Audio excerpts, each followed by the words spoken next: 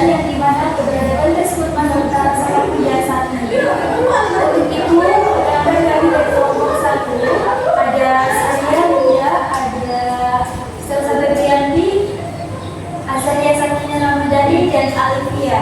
Kami diamanahkan untuk membahas materi mengenai selection test. Untuk pemateri pertama yakni saya sendiri yang dimana saya akan menjelaskan apa sih objective test itu dan apa sih selection test itu. Teman-teman, perlu kita ketahui bahwasannya objective test itu adalah jenis tes yang jawaban itu sudah ditentukan sebelumnya. Setiap soal memiliki jawaban yang benar sehingga penilaiannya itu menggunakan kunci jawaban dan hasil penilaian itu lebih objektif dan tidak dipengaruhi oleh pendapat penilai. Untuk karakteristik objective test itu ada 5. Yang pertama adalah jawabannya sudah ditentukan. Artinya setiap soal itu memiliki jawaban yang benar. Yang kedua adalah penilaian yang cepat dan objektif karena guru itu hanya mencocokkan dengan kunci jawaban saja.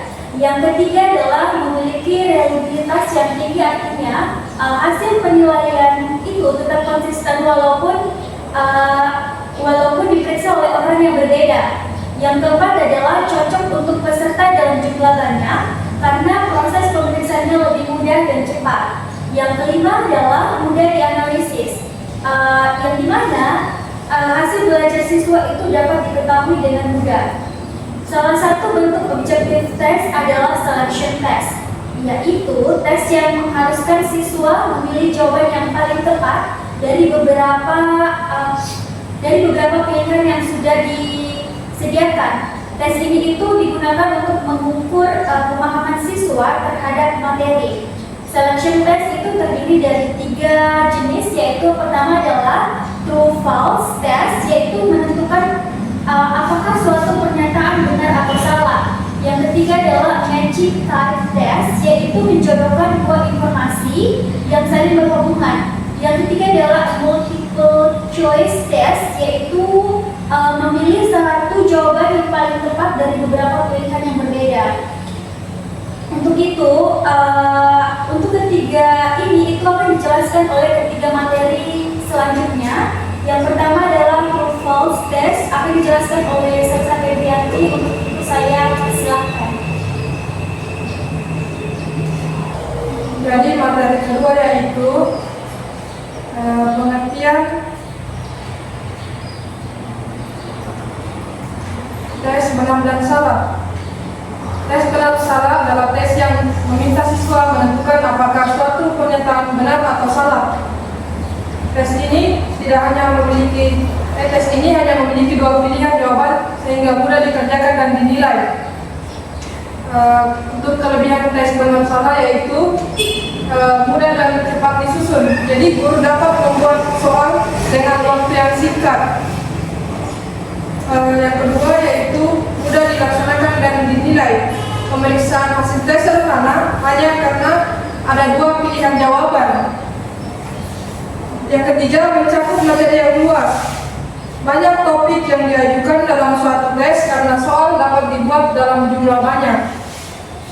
Berikutnya, cocok untuk mengukur pengetahuan faktual. Efektif untuk mengetahui pemahaman siswa terhadap fakta atau konsep dasar. Penilaiannya sangat objektif, tidak dipengaruhi pendapat penilai karena jawabannya sudah pasti benar atau salah. Berikutnya adalah kekurangan tes benar salah. Pertama yaitu memiliki peluang menebak jawaban yang tinggi 50%. Jadi siswa bisa menebak nilai hanya dengan menebak. Berikutnya hanya mengukur kemampuan berpikir tingkat rendah. Lebih banyak menguji kemampuan meningkatkan daripada menganalisis. Sulit mengukur kemampuan berpikir kritis. Tes ini kurang mampu menilai kemampuan siswa, memberikan alasan atau pendapat. Pernyataannya dapat menjadi terlalu sederhana. Soal seringkali tidak menggambarkan pemahaman secara mendalam.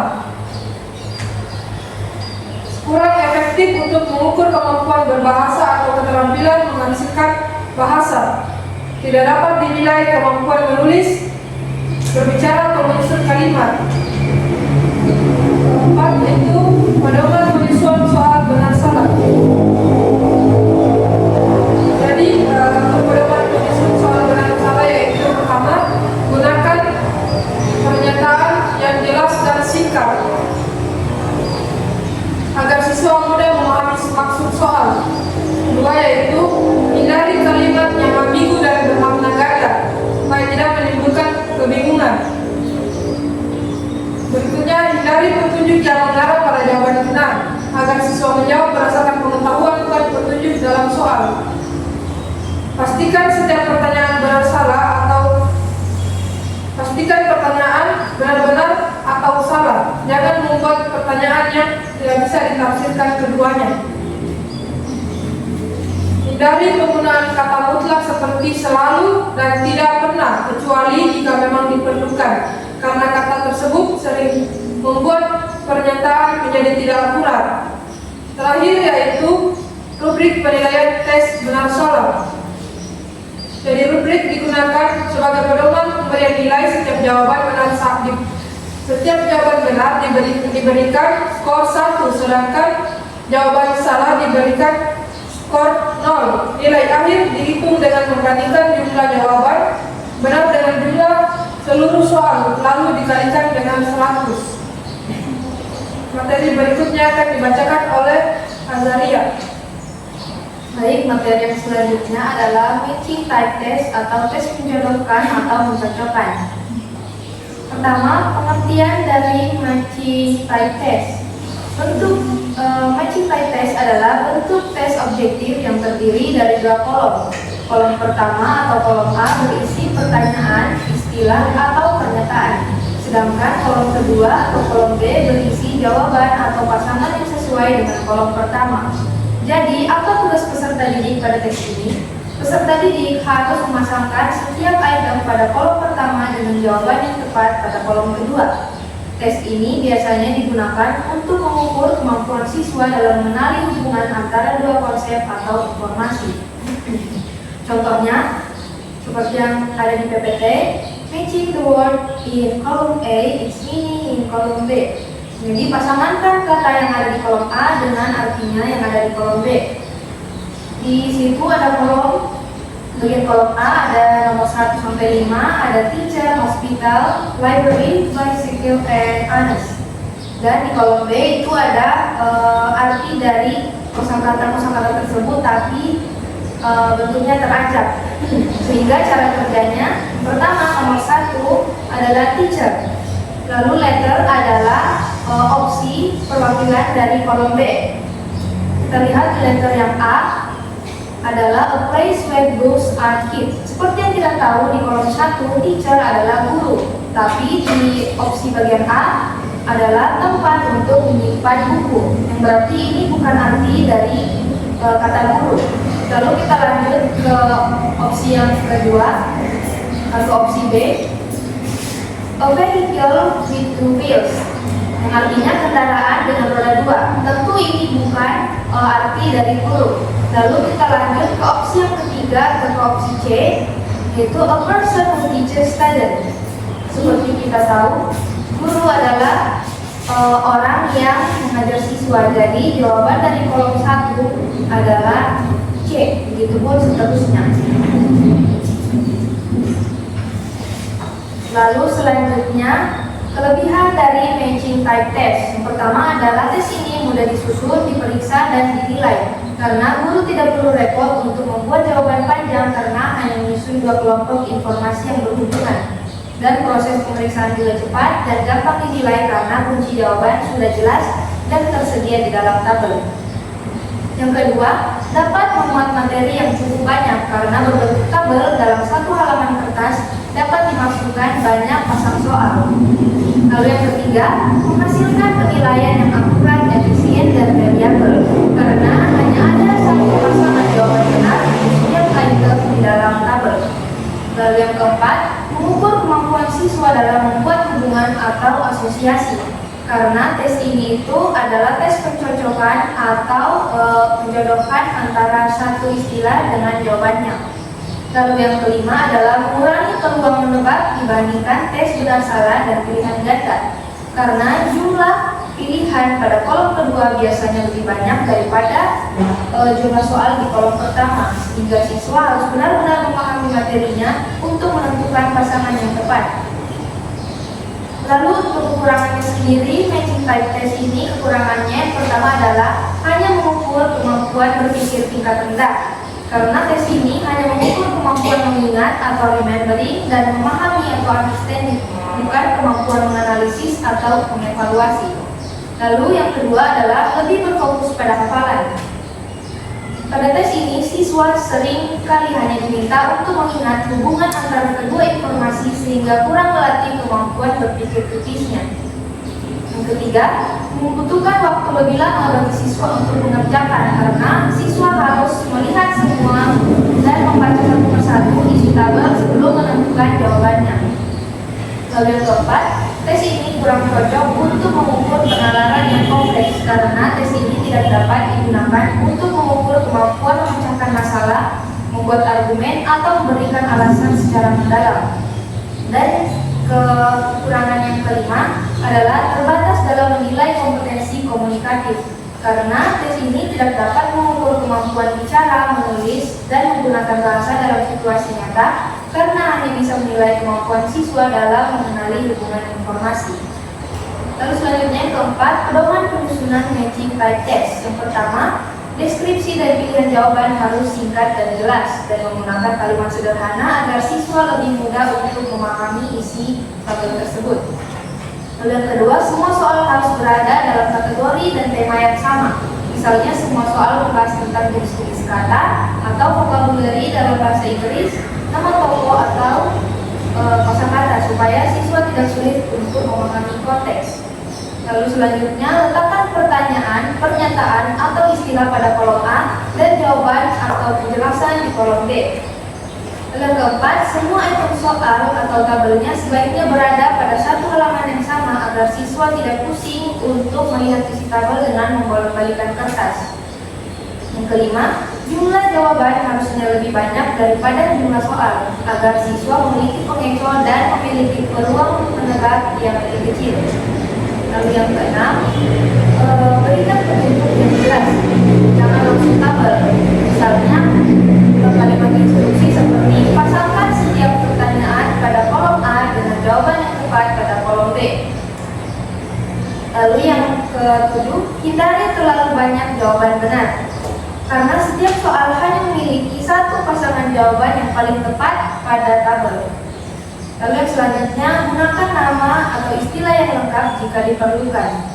Dan juga susun jawaban secara alfabetis atau kronologis, yaitu penyusunan dilakukan secara sistematis sehingga soal lebih rapi, seperti penggunaan nomor dan opsi A, B, C, D, dan seterusnya. Dan juga soal itu diletakkan dengan posisi acak dengan jawabannya. Lalu yang terakhir adalah sesuaikan jumlah soal dengan jenjang pendidikan, yaitu untuk tingkat sekolah dasar cukup 3 atau sampai 7 soal, sedangkan untuk tingkat SMP, SMA, dan perguruan tinggi bisa kita membuat hingga 17 soal, tergantung tingkat kemampuan peserta didik yang diajarkan. Lalu rubrik penilaian dari matching type test ini yaitu benar atau bernilai 1 poin dan salah 0 yang dihitung dengan rumus nilai sama dengan jumlah pasang benar dibagi jumlah soal dikali 100. Contohnya ada 10 soal dan siswa benar 8 lalu salah 2, maka perhitungannya menjadi 8 dibagi 10 sama dengan 0,8 dikali 100 menjadi 80. Jadi dari 10 soal siswa benar 8 salah 2, maka nilai siswa tersebut adalah 80. Baik, untuk materi selanjutnya akan dijelaskan oleh Alivia. Okay, the next is about multiple choice test. What is the definition of multiple choice test? Multiple choice test requires students to choose the correct answer from several alternatives provided according to Studi Dono, cited in Kamia and al.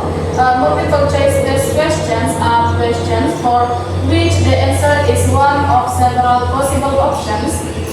Structurally, they consist of the question or information complete statement or stem, the correct answer or key option, and correct but plausible alternatives or distractors. Nah, jadi tes pilihan ganda ini merupakan salah satu tes objektif yang paling sering digunakan dalam proses pembelajaran, yang dimana pada tes ini peserta didik diminta untuk memilih salah satu jawaban yang paling benar dari beberapa alternatif jawaban yang telah disediakan. Dan menurut studi Jomo yang dikutip oleh Kania dan teman-teman, soal pilihan ganda itu terdiri dari 3 bagian utama, yaitu batang soal, kemudian kunci jawaban, dan juga pilihan pengecoh, yang dimana batang soal berisi pertanyaan atau pernyataan yang harus dijawab, kemudian kunci jawaban merupakan jawaban yang benar, sedangkan pilihan pengecoh itu adalah pilihan yang salah tetapi dibuat logis agar dapat mengukur kemampuan peserta didik secara lebih akurat. Kemudian untuk contohnya, jika diberikan pertanyaan seperti which sentence is in the simple present tense? A. She is reading a novel. B. She reads a novel every week. C. She read a novel yesterday. And D. She has read a novel. Nah, for the answer is actually B. She reads a novel every week. Nah, jadi siswa itu harus memilih satu jawaban yang paling benar dari pilihan A, B, C, atau D yang telah disediakan. Kemudian di sini pada PPT yang telah di-share itu kita bisa lihat bagian-bagiannya, di mana batang soal itu merupakan soalnya atau pertanyaannya, yang bagian which sentence is in the simple present tense itu merupakan batang soal. Kemudian untuk kunci jawabannya itu adalah bagian B, maksudnya jawaban yang benar itu adalah B. She reads a novel every week. Nah, kemudian untuk pilihan pengecohnya itu ada pada bagian A, C, dan D. Nah, kemudian untuk contoh-contoh yang lainnya itu bisa dilihat di PPT-nya. Ada soal yang menyuruh siswa untuk mencari sinonim suatu kata, kemudian menentukan jenis kata, melengkapi kalimat, dan menjawab pertanyaan berdasarkan informasi yang telah diberikan. Nah, kemudian memiliki beberapa kelebihan, di mana yang pertama yaitu proses penilaiannya cepat dan objektif. Kemudian yang kedua, tes ini dapat mengukur berbagai tingkat hasil belajar dan mencakup materi yang cukup luas. Selain itu, hasilnya juga dapat dianalisis untuk mengetahui tingkat kesukaran soal, validitas, reliabilitas, serta daya pembeda setiap butir soal. Kemudian, selain memiliki kelebihan, tes pilihan ganda juga memiliki beberapa kekurangan, yaitu penyusunan soal yang berkualitas membutuhkan waktu yang cukup lama. Selain itu, membuat pilihan pengecoh yang benar-benar efektif bukanlah hal yang mudah. Tes ini juga kurang mampu mengukur kemampuan peserta didik dalam mengembangkan ide, menyampaikan pendapat, maupun memecahkan masalah secara mendalam. Kemudian, agar soal pilihan ganda berkualitas, ada beberapa pedoman yang perlu diperhatikan. Di antaranya yaitu pertanyaannya harus disusun secara jelas, singkat, dan menggunakan bahasa yang mudah dipahami. Kemudian pilihlah jawaban sebaiknya berjumlah 3-5. Kemudian hanya memiliki satu jawaban yang benar. Disusun secara logis serta menghindari penggunaan kata-kata yang dapat membingungkan. Dan selain itu, pilihan pengecoh itu dibuat masuk akal sehingga dapat membedakan peserta didik yang benar-benar mengerti dan yang belum mengerti sama sekali. Kemudian yang terakhir itu untuk penilaiannya. Setiap jumlah yang benar itu diberikan skor 1, sedangkan jawaban yang salah diberikan skor 0 atau kosong. Nah, kemudian nilai akhir dihitung itu menggunakan rumus, nilai sama dengan jumlah jawaban benar dibagi dengan jumlah soal, lalu dikali dengan 100. Contohnya, apabila seorang siswa menjawab benar 35 soal dari total 40 soal, maka nilainya adalah 87,5. Oke, baik. Kelompok kami sudah menyampaikan materi. Untuk itu kami membuka sesi tanya jawab. Sebelum mengajukan pertanyaan, kami sarankan untuk memperkenalkan diri terlebih dahulu, nama serta berasal dari kelompok berapa, lalu mengajukan pertanyaan yang akan dilontarkan oleh kelompok kami. Terima kasih.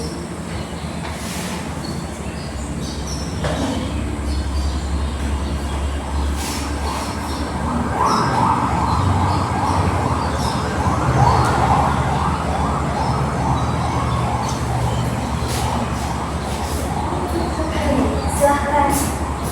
Baik, Assalamualaikum warahmatullahi wabarakatuh. Waalaikumsalam warahmatullahi wabarakatuh. Saya atas nama Ica, perwakilan dari kelompok 2 yang bertanya pada kelompok 1. Pertanyaannya itu, dari ketiga jenis selection test, mana yang paling efektif untuk pembelajaran bahasa Inggris dan mengapa?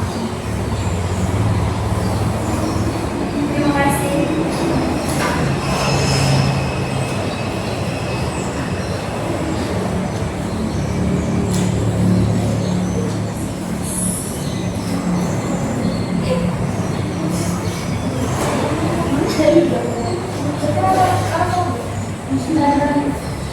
Apakah ada kelompok lain? Tidak ada. Untuk itu berikan kami waktu sekitar 2 menit untuk menjawab pertanyaan tersebut.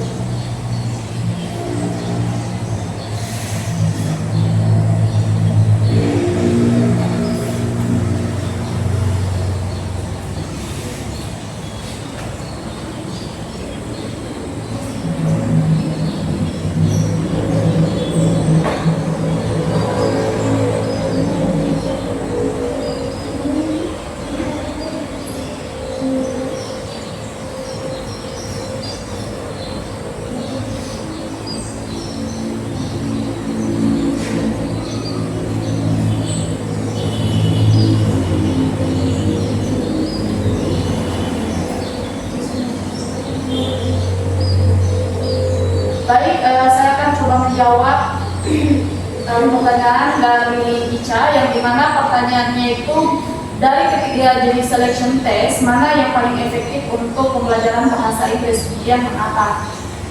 Nah, jadi sesuai dengan materi yang tadi telah kami jelaskan bahwa multiple choice test atau tes pilihan ganda itu merupakan jenis tes yang paling efektif untuk pembelajaran bahasa Inggris.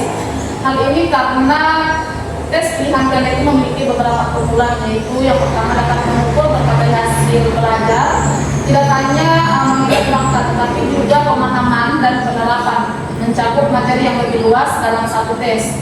Kemudian memiliki validitas dan reliabilitas yang tinggi jika disusun dengan baik, mendukung analisis detail soal seperti tingkat kesukaran dan daya pembeda sehingga kualitas tes dapat dievaluasi.